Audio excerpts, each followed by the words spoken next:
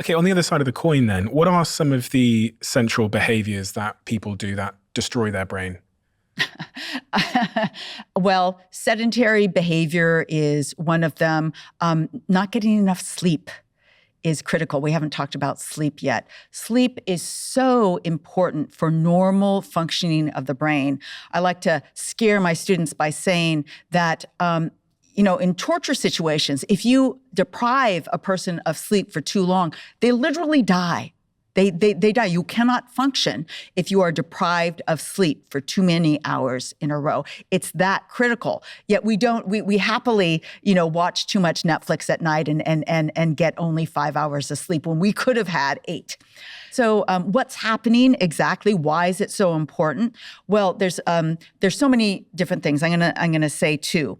One is that we know that in regular healthy sleep, there is activity in the hippocampus that helps you strengthen the memories that you have formed in that previous day. It's called consolidation, and it's so important. If you shorten that, if you don't get enough, you are not consolidating your normal everyday memories.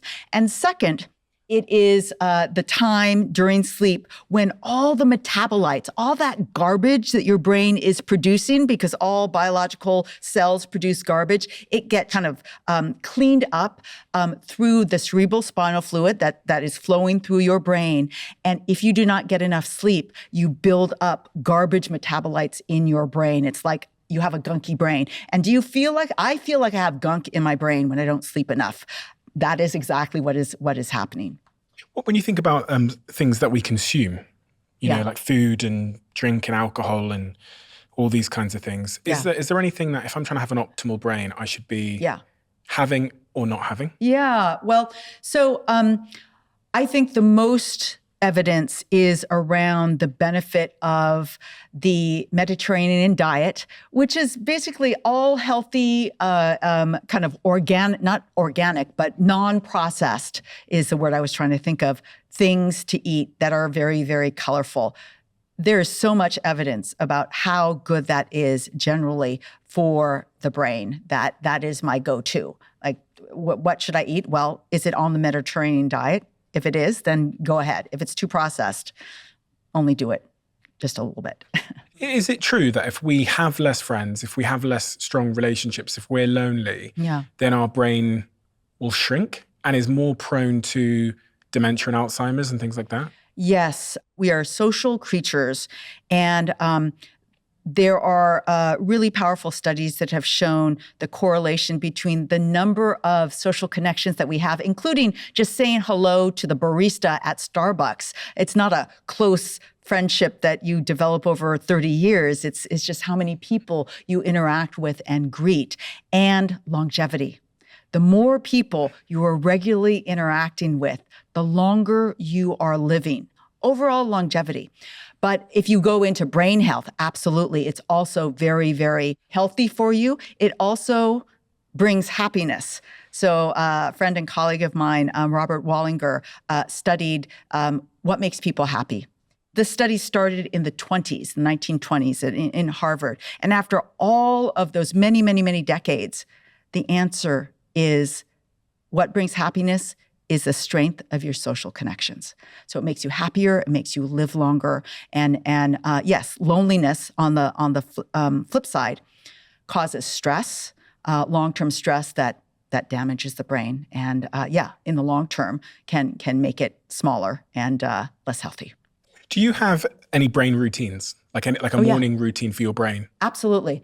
So every morning I like to wake up and I do a tea meditation, which is a meditation over the brewing and drinking of tea. And this is after many years of yo-yo meditating. I knew meditation was good, but I just couldn't really get into it. And I was introduced to this form of meditation by a monk who invited me to tea and just did this silent meditation outside in a beautiful location. And the ritual and the sequence of brewing, drinking, seeping, starting over again kind of kept me kept me in the flow. And so I start with about a 45-minute tea meditation. Then I do about a 30-minute workout. I try and do cardio strength. Sometimes I do yoga. Sometimes I just do mobility. And then I have breakfast, and then I go to work. Oh, and then I do that hot-cold contrast shower is also something very helpful for my brain health, because it really does in me. That adrenaline boost that I get just energizes me, and I love that feeling at the beginning of the day. Just going back to that question, because I want to close off on it as well, the idea of what would I have to do to destroy my brain? So no sleep, I'm going to be sedentary, I'm going to have no friends, and smoking? Smoking is very bad for your health and your brain. Okay, alcohol? Alcohol, I mean, yes, long-term alcohol can cause significant and named brain diseases. Moderation, even moderation now, studies have shown it is not very good. And the reason why it's not good is that alcohol disrupts your sleep. Even though people drink it to go to sleep faster, the sleep is much more superficial and is not deep, and it's not the healthy sleep. So that is not good overall for sleep, depth and health, and therefore brain health. I'm going to eat a processed diet to hurt my brain. And I'm not going to have a lifestyle that is novel, because we talked about learning. Right, yes. So I'm not going to learn anything new. All of these things should shrink that little You're not going to be mindful also. Is there evidence that being mindful, which is like meditation and being in the moment, helps the brain? It does. There's beautiful studies showing brain plasticity in the areas that are important for focused attention. Meditation, the practice of meditation, is basically a practice of enriching the function of your prefrontal cortex. So you can focus on that object, either the breath or loving kindness is a form of meditation. So yes, there's been studies that brain changes occur in long-term meditators that are absolutely beneficial. What if I'm on social media all the time?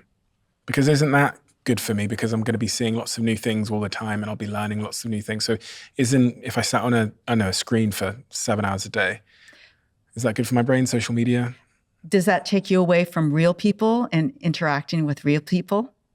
Yes. Okay, then it's modulated by that. Is it not the same thing?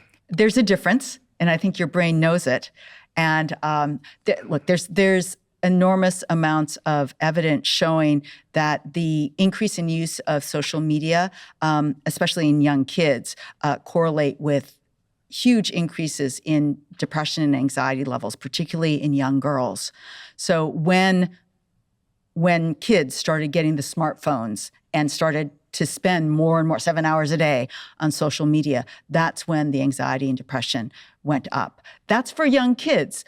I use social media as well as a tool for business. That is a little bit different. I'm not 13 years old, and you're not 13 years old. So there's some warnings I think that need to go into that. But let me be clear. No, it's not the same. Social media is not the same as social interactions face to face with people. Are you concerned about what social media is doing to our brains? Yes. Because we hear those stats around, young girls are struggling most with social media, and we think to ourselves, well, that's because there's a lot of like comparison and all these kinds of things, and there's a lot of like toxic messaging and such. But if we think about the physiological consequences of social media, what it's actually doing to our brains at a chemical level, what would you as a neuroscientist guess is the physiological harm to the brain? Not the sort of psychological, I'm thinking about not the psychological, okay, oh my God, she's more this than me, but like the physiological harm. But the psychological harm causes stress. Stress releases stress hormone that goes into the brain that at too high and too constant a level can start to first damage connections and then kill cells. So it's intertwined there, and that is part of what is happening. You can't pull one away from the other. Because social media is designed to kind of, it's like pulling the slot machine handle. I pull down on the feed and I get ping, oh look, there's a nice picture, and oh ping, there's notifications and comments, etc. It's that I think about the constant. They say there's constant dopamine hit. Yeah. They refer to it. Is it a dopamine hit? Is that what's happening when we're being stimulated by social media or a slot machine? Yes. And is there any harm in just a constant dopamine hit all day, every day? Well, I'm going to answer that question by saying I would not want to be addicted to gambling. Gambling is addictive. It's hard to get away. You lose all these other things that we just decided were all good for you, including sleep, including social connections, including exercise. And I think that's part of what social media is doing for our young kids is not good, that they're not joining teams outside to be social and interactive in that kind of, now it seems like an old-fashioned way, but it's very, very powerful way for development and brain health. I think I'm addicted to my phone. And I often ask myself, is that a problem? And from what you said, it sounds like the problem is what I sacrifice through that like addiction to that device. Yes. Is that the issue? The issue is I sacrifice social connections, maybe movement. Yeah. You know, although I do work out every day, but the brain is smart enough to know that there's no substitute for real human connections. Absolutely. Absolutely. And that's going to make me what? I need you to help me, scare me out of this phone addiction that I think I have, but I know many other people have as well. So that is going to limit your potential for brain growth, for brain plasticity. It is going to limit your possibility for not to be dramatic, but joy in your life. There's different kinds of joy that you have in real person-to-person social interactions that it feels pretty good on social media if you get lots of likes and, but it's not the same. And I would say that to scare yourself out, you're going to have to bite the bullet and do a 2-week phone detox. What would that do to you? How would you feel? I just could never imagine such a thing. Well, which is a real shame, isn't it, really? Because I just think about like my ancestors and my parents. They must think I'm so strange, but it's just the way that, like, when my phone dies, I'm like nervously waiting for it to come back on. I'm like staring at it like, oh my God, like what am I going to do with myself? Like, and I remember those studies they did on people where they gave them the choice of either sitting alone with their own thoughts or giving themselves an electric shock. And a huge amount of people in that study actually would rather give themselves an electric shock than just sit alone with their thoughts, because it's some kind of stimulation. That's kind of how I think I am now. Like, I don't know what I'd do without my phone.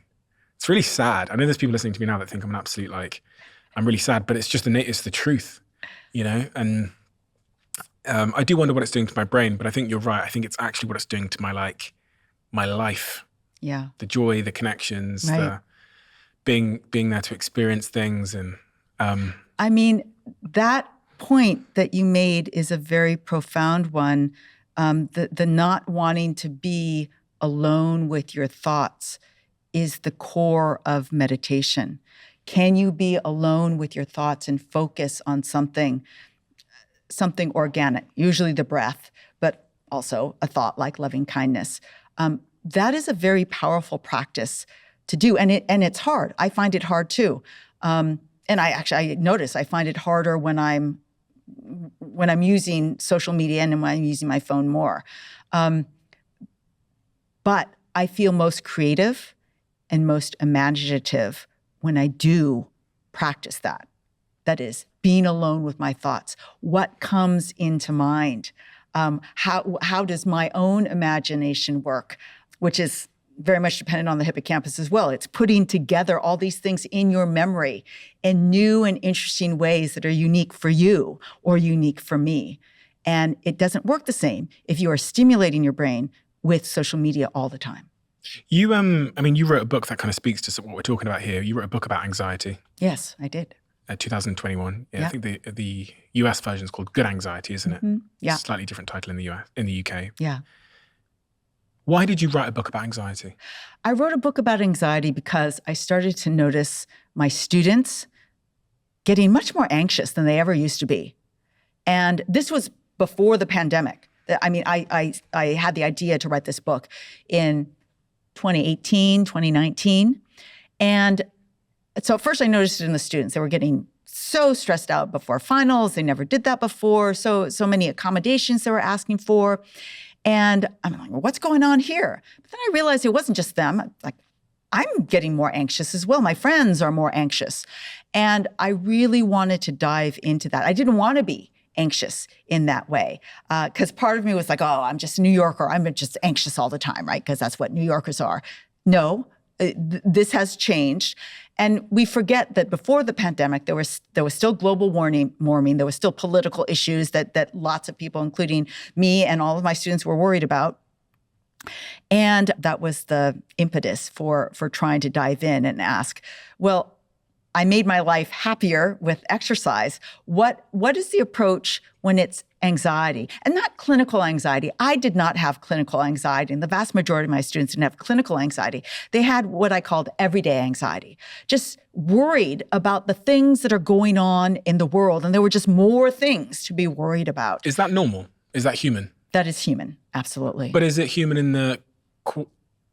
is the quantity in which we experience it human?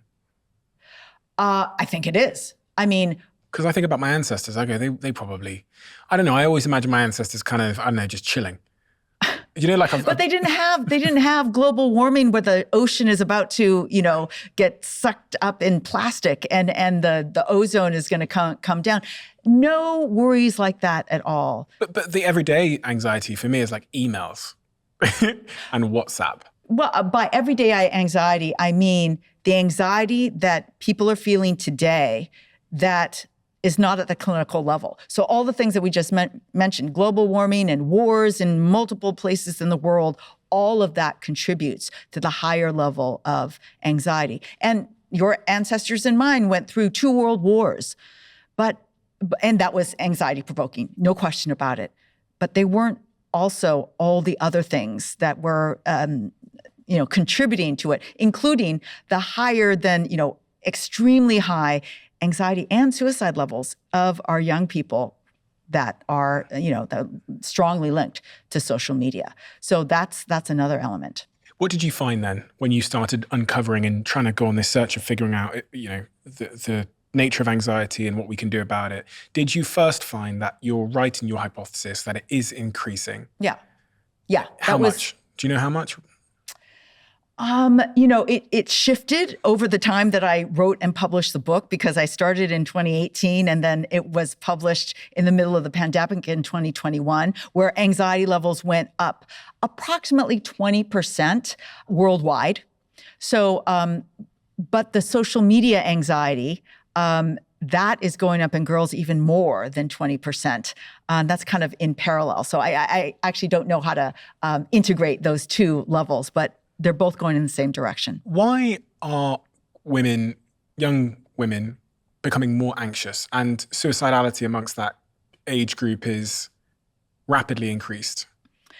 I think that it's that comparison that is so easy to do. And I see it in my own work at the university that when I was going to college, I had no idea what rank I was in number in the application, but they could see that immediately. They know exactly what number they are in each and every class they take, in their whole high school class, in their application to the 5 schools that they applied to, or 10 or 15 now that they're applying to. That gives a much higher level of stress when you know those numbers immediately, that we never had. So there are stresses like that they're experiencing. More information. Yeah. More.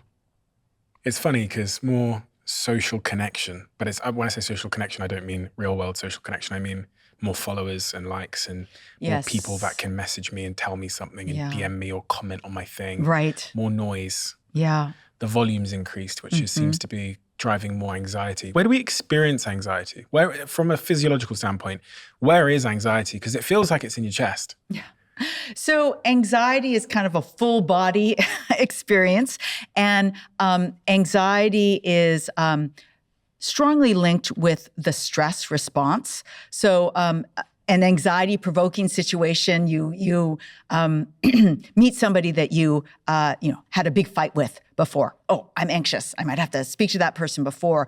That launches the stress response that is dependent on what's called the sympathetic nervous system. And so this is where it becomes full body. So what happens when your fight or flight system is activated? Your heart rate goes up, your respiration goes up, your irises get bigger so you can see everything and look out for that annoying person that you're worried about. And blood is shunted from your digestion and reproductive organs towards your muscles so you can fight or run away. That's what all of our ancestors evolved to protect us from, not the social media post, but the lion or the tiger that could come and attack us. So it made sense for that kind of stressor or that kind of threat. Unfortunately, our body's doing the same exact thing when the nasty DM comes in from somebody I wasn't sure who it is, but they're saying something really bad about something I care about a lot. And we get this stress response, we get anxious because of that. And somebody asked me, does that mean our brain is not very smart? And the answer is our stress and our threat system is not very smart. It isn't differentiating between the line that could physically kill us and the DM that might wound our pride, but will not kill us. But it causes the same kind of stress response and anxiety response. If you love the Diary of a CEO brand and you watch this channel, please do me a huge favor. Become part of the 15% of the viewers on this channel that have hit the subscribe button. It helps us tremendously, and the bigger the channel gets, the bigger the guests.